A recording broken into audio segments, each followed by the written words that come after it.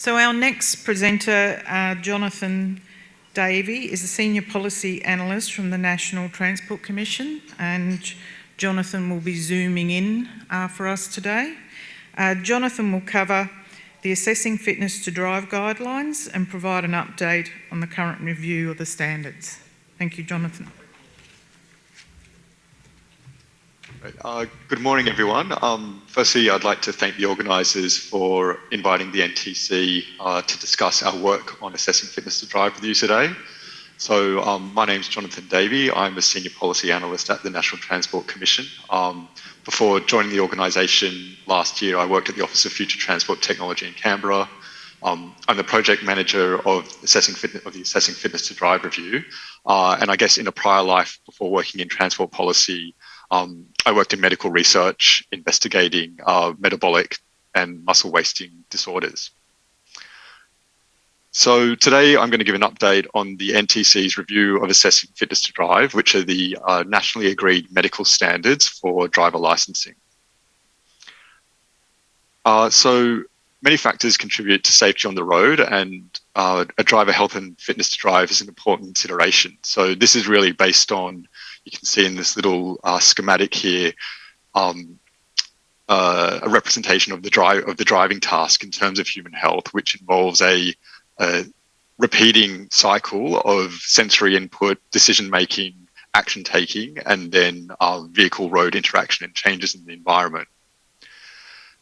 And health is an important consideration because the biological systems which are required for this driving task can be affected by a range of medical conditions and other conditions. And these can be temporary in nature, can be due to intoxication from, say, drugs or alcohol, can be due to chronic illness, a range of disabilities, changes resulting from age, the combination of medical conditions, or also impairments from prescription medications and other treatments. And as a condition of having a driver's license, a person must declare if they have a long-term condition which might impact their ability to drive. And this is where the medical standards for driver licensing come in. So the aim of determining a driver's fitness is to basically achieve a balance between two things: minimising any driving-related road safety risk for the individual and the community, due to someone's impairment, whether it be a long-term injury, disability, or long-term treatment that they're on, and maintaining the driver's lifestyle and employment mobility independence. And so really, when assessing driving fitness, the balance between these two results in a main question: is there a likelihood the person will be unable to control the vehicle or react appropriately in a safe, consistent, and timely manner? So the purpose of assessing fitness to drive is to help achieve this balance consistently and in a evidence-based manner. So the medical standards are designed principally to guide and support assessments made by health professionals regarding fitness to drive for licensing purposes. So to help a person a driver meet their licensing obligations if they have a long-term medical condition. It is intended for use by a health professional who's involved in assessing the person's fitness to drive and providing them with information about making driving decisions. It is also a primary source for the driver licensing authorities in making determinations about fitness to hold a driver's license. And the standards are determined from evidence that draws from medical and driving studies, clinical guidelines, and expert opinion. So, building on from the schematic before, what this means is that if someone has a medical condition, it needs to then be assessed for how it might impact their driving ability. And the fitness to drive assessment really can form these components. So a medical assessment by the treating physician, potentially a practical driving assessment in some circumstances, and then the results of the medical exam or the patient history is evaluated against the private and commercial licensing standards, and the doctor can give the advice to the patient and also onwards through the patient to the driver licensing authority. And really, the driver licensing authority is the final decision maker. So they make the final licensing decision. They take the information provided by the medical professional based on the standards determine what type of license conditions can be met, determine what type of periodic review is required, and might also request some further investigation. But it's important to note here that it's not the doctor making the licensing decision, it's the driver licensing authority. And so everyone has different roles and responsibilities under assessing fitness to drive. So the driver's main responsibility is to meet their licensing obligations and for managing their health conditions. And their licensing obligations include following the requirements, including any restrictions or conditions, reporting any health changes within a reasonable time frame, follow the medical advice that's given to them by their doctor. So if a non-driving period is required, to follow that advice from their doctor, and to provide accurate information to health professionals and the driver licensing authorities. So the role of the health professional is to evaluate the condition against the medical standards, provide advice on the driver on their fitness to drive, and the health professional's advice supports the driver in understanding the impact of their condition for meeting their licensing obligations and the impact on their driving, and supports the driver licensing authority to make the final decision. And the driver licensing authority's role is, as I covered earlier, to make that final licensing decision based on the private and commercial medical standards, the advice and driver information, and also the driver history, recommendations for licensing condition, and also any updates from periodic medical reviews which might be required. So sorry, this might be a bit small, but really this is just to give an overview of the outcomes of the licensing of the assessment process and the licensing process. So at the top, in the top bar, the triggering event is a person is identified with a long-term condition, disability or treatment that may affect their driving ability, and this requires investigation. And then the assessment would be performed and the question would be, are the requirements for an unconditional license met? So no licensing restrictions. And if that's true, if all the requirements for the unconditional license are met, they're fit to drive and there's no further requirement for any further investigation or changes to their licensing status. But if a person can't meet, due to their medical condition, doesn't meet all the requirements for an unconditional license, then they're evaluated to see if they can meet the conditional license requirements. If they can, they'll be found, they can be recommended as fit to drive, potentially with restrictions or conditions on the license. This might be something like no nighttime driving, or the condition just might be requiring a periodic medical review. If they can't meet the requirements for a conditional license, they'll be found as not fit to drive, and then the driver licensing authority will make a licensing decision based on that information. There can also be instances where it's unsure of the fitness, and then generally further medical assessment will be required, or something like a practical driver assessment might be useful in this situation. And this is really for long-term conditions. What's not a licensing matter and what's not really captured by assessing fitness to drive is temporary conditions or conditions which would be expected to resolve on their own or only require short-term treatment. So say a broken arm or a concussion, as long as it's not serious.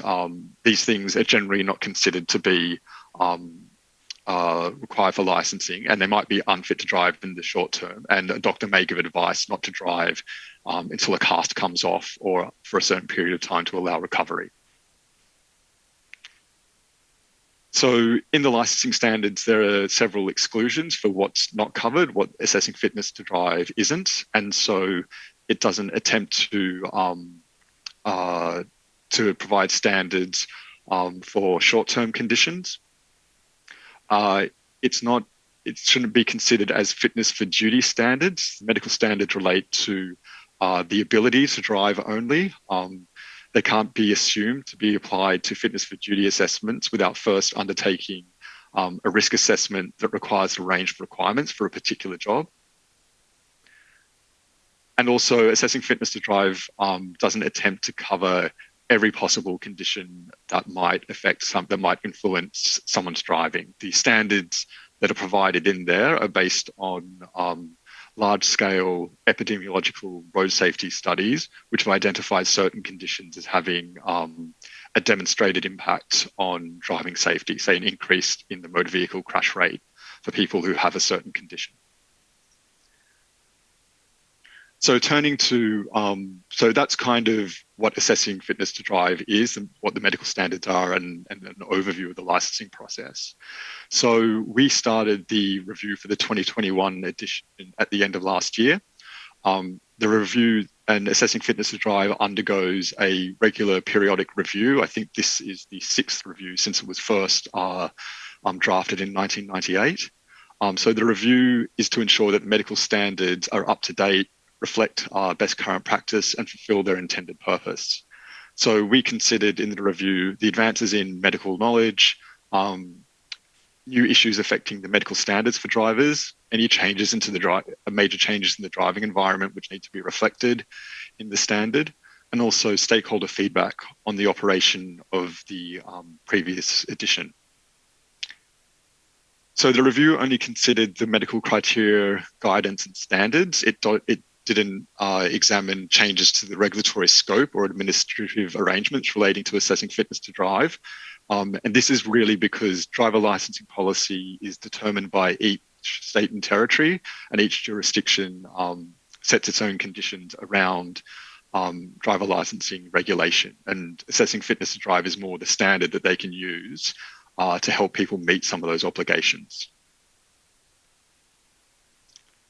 So just to give you a quick overview of where we are in terms of the review phase and how we undertook the review. So after the project was, I guess, launched at the end of September, we undertook for a targeted stakeholder consultation and issue identification phase. Based on the results we got back from that and the feedback from key stakeholders, which included industry, medical professionals, government, public health groups, and including disability groups, we undertook our medical review of the standards and started to draft the revision. And then at the end of May, at the early May, we launched a public consultation phase with the draft update for assessing fitness to drive. And based on the feedback we got from the public consultation, we've finalised the 2021 update and are now working on seeking expert endorsement. And so I guess the next upcoming phases we'll go for ministerial approval through August through November. So if assessing fitness to drive needs to be approved by all transport ministers.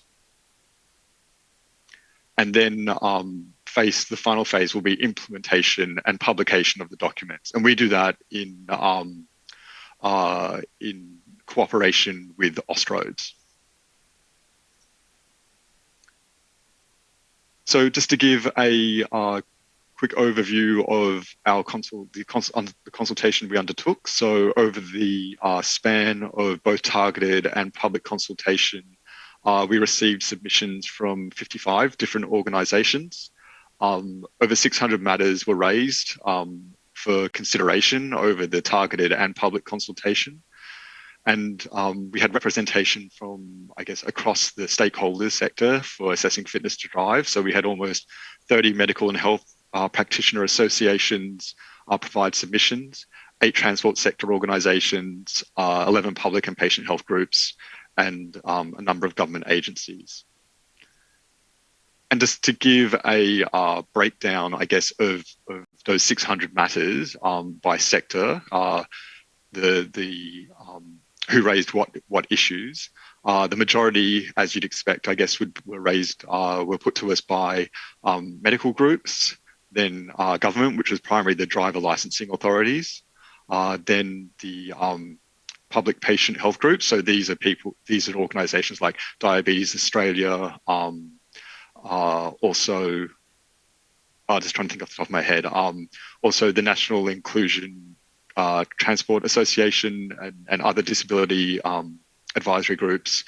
And then we also had representation from industry, so the Australasian Trucking Association, NatRoads, and we also had some academic institutions raise some matters.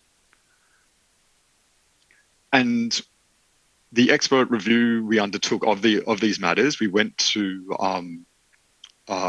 with medical colleges, societies, and associations, some of the ones who provided the issues for, I guess, review and updating the standards. So I won't go through all of these, but this is just I guess, a list of the organisations that we worked with. So sort of the major medical colleges or peak association and societies for medical specialists in Australia. So I'm just going to give, I won't go into a detailed line-by-line breakdown of this, but just to give an overview of some of the changes that we've made for the 2021 edition. So in Part A of Assessing Fitness to Drive, which is the general assessment guidance, and kind of gives a broad, a detailed explanation of how to perform assessments and matters to consider for assessing fitness to drive.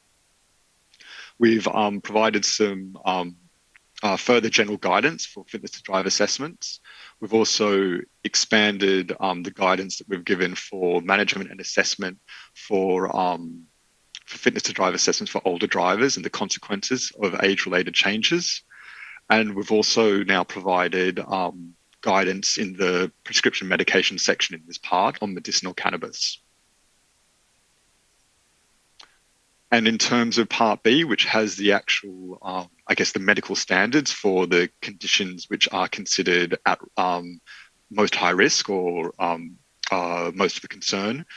So in terms of changes to cardiovascular conditions, in the commercial license section, we've now included conditional licensing criteria for use of implantable cardio defibrillators in the commercial standards. Before, this was only on an case-by-case exceptional basis, and now we're able to provide criteria for conditional licensing for drivers who have these devices implanted.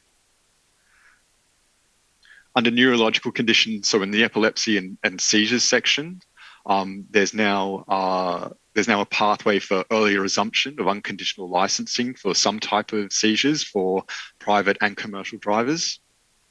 I think in some cases this is now for a person who has a seizure, it can be up to 5 years non-driving, and now for some types of seizures, this is reduced to 2 years.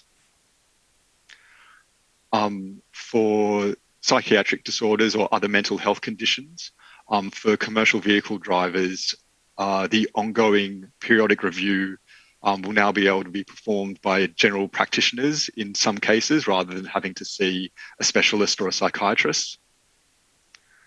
Similarly, for drivers who have a substance misuse disorder, after the first assessment and cleared by the specialists under the commercial standards, the ongoing review can be performed by the GP in some cases. This is to help address access issues. And for vision and eye disorders, there's now minimum standards set for monocular drivers, whereas before it was more of a case-by-case basis. We've now actually set some clear minimum standards that must be met by drivers. So really the next steps from here are we're seeking the endorsement from the medical colleges and associations. And this will be considered by, assessing fitness to drive will be considered by transport ministers in November, with publication from December 2021 led by Austroads.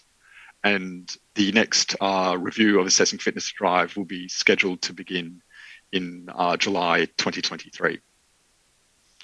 Thank you very much, and I'm available to answer some questions. G'day, Jonathan. Just a quick question, mate. Whose responsibility is it to share the outcome of a medical with a driver licensing authority? Yeah, so the responsibility rests on, in Tasmania, it depends based on state to state. So generally across Australia, the responsibility is the drivers as part of their licensing conditions. Some jurisdictions, the responsibility is actually the medical professionals once a person has been assessed to have a condition which impairs their driving. So in South Australia and Northern Territory, it's what we call mandatory reporting. So if someone after their assessment is found to have a condition which might impair their driving, the medical professional needs to report it to the driver licensing authority. In most other states, and I believe as the case is Tasmania, it's the driver's responsibility as part of their condition to hold a driver license to report that to the driver licensing authority. So I suppose the follow-up there is it's not the employer responsibility, is it? No, not for the person's, not for the person in terms of holding their driver's license. No, unless there's something particular in Tasmania's legislation, it's not. It generally falls on the driver.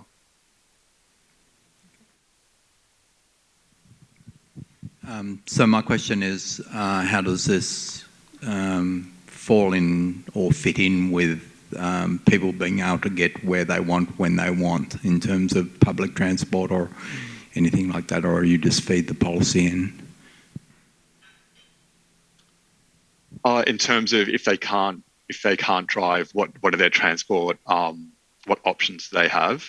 Yeah, I guess that's one of the things that we talk about we try and provide guidance in assessing fitness to drive is people who have medical conditions, especially ones where it might be diagnosed, but we know it will progressively get worse, is to try and provide guidance for the doctors to start those conversations at that point with their patient or soon after about if a medical condition is going to lead to a point where you cannot drive. I mean, a lot of the conditions,